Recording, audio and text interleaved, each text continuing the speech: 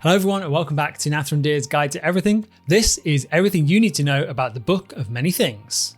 So first up, what is the Book of Many Things? Well, essentially it's a source book that is revolving all around the magical artifact known as the Deck of Many Things. It has 192 pages, 22 different chapters, 30 plus monsters and 50 plus new magic items. There's also 3 new spells, 2 backgrounds and 1 feat. That's a pretty good chunk of stuff. I'm personally excited most about those magic items, I think, just to see what they've done there. Also included here, you've got some complete adventure hooks, locations that have been described as sandboxy, as well as some standard dungeon crawling stuff inspired by the Deck of Many Things. Briefly, if you don't know what the Deck of Many Things is, it's a magical artifact, a set of magical playing cards that can transform your character and campaign in very good ways or very bad ways.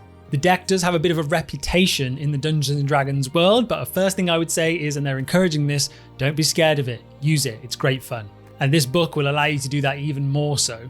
We've seen a couple of monsters from the book, but not too many so far. We have the Werevulture and the Deck Defender. Now those Deck Defenders are funny, they're literally constructs of magical playing cards that have come to life. There's an entire chapter on puzzles, riddles, and traps, and there are 22 confirmed riddles in the book itself. There is an astrology-themed chapter. It's called The Sky of Many Things, and that kind of outlines what your character's zodiac sign might be, which is pretty fun. They've come up with star signs and everything. In this section, you'll also find some astrology-themed adventure hooks, as well as a magical arcane telescope cannon that can shoot you through the multiverse. That sounds pretty fun. There's also an entire chapter devoted to the Grim Harrow.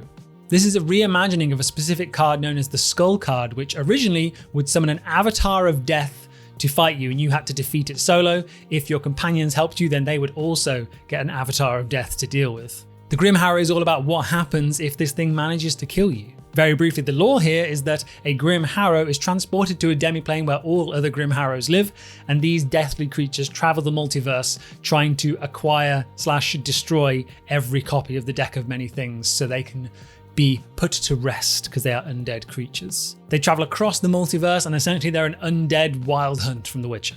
There are also kind of Deck of Many Things police. These are called the Knights of the Solar Bastion, and they patrol the multiverse warning people not to draw from the deck because of all the harm it can cause. We don't have an exact number, but we know there are many more organizations like this contained within the book, each with their own motivations. There's an entire section within the book on how your player characters might first find or encounter the deck, what experience they might have there. I mentioned earlier there are 2 new backgrounds for players. One is called the Ruined and the other is called the Rewarded. You can guess where this is going. This is a background to represent your character if they've been affected by the Deck of Many Things already, just before the game even starts, if you're creating a character that has an experience here already.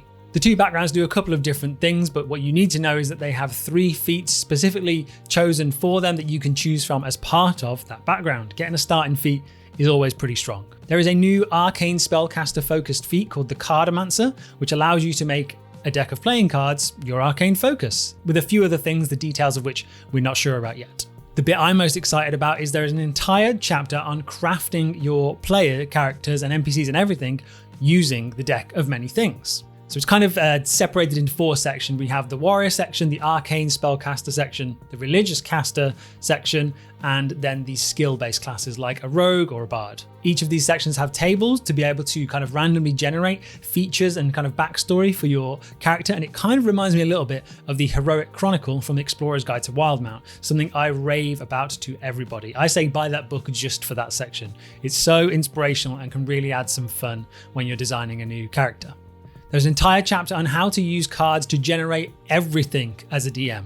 So now you don't have to just be limited to dice, you can actually build an encounter deck for your specific campaign or session. Let's say you assemble a deck of 6 low-level cards and you have a little reference guide for what the cards do that you randomly pull from throughout the session so that on a player's journey, they encounter those specific things. But the great thing about this is you can always customize the deck, put more difficult things in as they complete those easier encounters. I think this is a really rewarding and random, and you do have some semblance of control in that still. It's not literally just a D20. You can choose how many options there are, so you can prepare for each of those outcomes. I think this is really good practice for a Dungeon Master too, because it will keep you thinking on your feet if you don't know what's coming.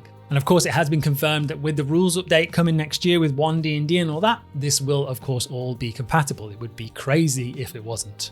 So included with the Book of Many Things set, you also get the Deck of Many Things, a hard copy of it. These tarot-like, as they say, very high quality kind of gold foil printed cards. So here's a bit more about them. You get an amazing looking 66 card tarot deck to play with. All of them have unique prints and artwork, and this is up from the standard deck, which originally was only 22 cards. So they've really outdone themselves. They've tripled the capacity of the stuff here for you to play with. Not only that, but of course you do get a card reference guide, a little booklet on its own. From what I've seen, this thing looks fantastic as well. Some of the details included in that are details about the specific cards you can draw and what they do. They broke it down into 5 things, so it details a place, a person, a monster or hazard, or treasure, and a situation that each card can put the player characters in, or the world, I guess. And this is actually doubled because the result is different if you're, I don't know if you've ever dealt any tarot cards before, but often they mean something else if they're dealt upside down, which can also be the case here. So actually it's 10 options per card out the gate, 66 cards, 660 outcomes and things for you to randomize. That seems pretty good. You can also just use this deck as a standard oracle deck for tarot card reading, or you can use it for what they call the adventure spread. The adventure spread is a way to outline an entire adventure or session or journey or whatever you want to do. You can kind of set it for however long a period of time you like in what order the events come out in. Essentially, it is 9 cards dealt in a pattern. The order they appear in essentially is the first card is the players before they start the adventure. So this could be they're in a tavern, pretty classic, right? Then you deal a card which crosses over that card, and that's the inciting event or like a call to action of some description. The next card is the journey. The card after that is the doorway or the entrance to something, the entrance to an adventure, or perhaps more specifically a dungeon. Then you deal out a number of challenges, and you can actually choose how many you want to include here depending on how long you want your adventure to be. If you're time limited, probably best to just do 1 challenge. And then finally you wrap it up with a guardian and then the treasure card at the end. Now this sounds really, really fun and robust and almost like endless opportunities, to be honest. I mean, how many options are there from 66 cards if you're dealing 9 cards out? I'm not going to do the maths, but it's pretty high. You've got a lot of options there. I think this is great for DMs that have both done a lot of prep and very little. You could kind of take it either way. You could literally just generate a session really, really quickly here, or a couple of episodes in an arc, I guess. But you could just draw this beforehand as a DM and just prep the whole lot. In the past, the deck generally just had instantaneous magical effects up to the DM's discretion.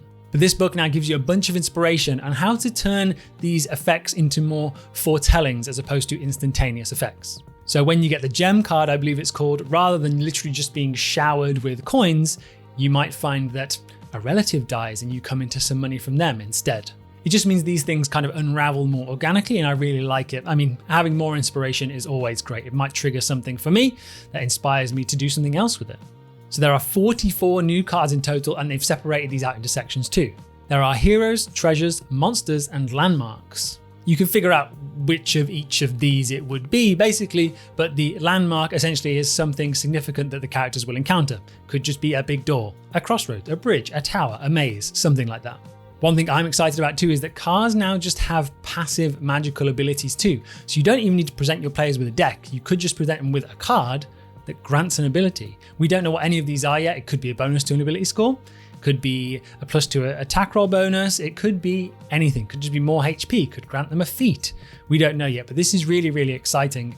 And yeah, passive effects are never a bad thing. And you could go on like a deck building adventure. You could build a whole campaign around this about collecting these magical artifacts. In this case, it's a deck of cards. That is everything you need to know, or what we know right now, about the Book of Many Things and the Deck of Many Things.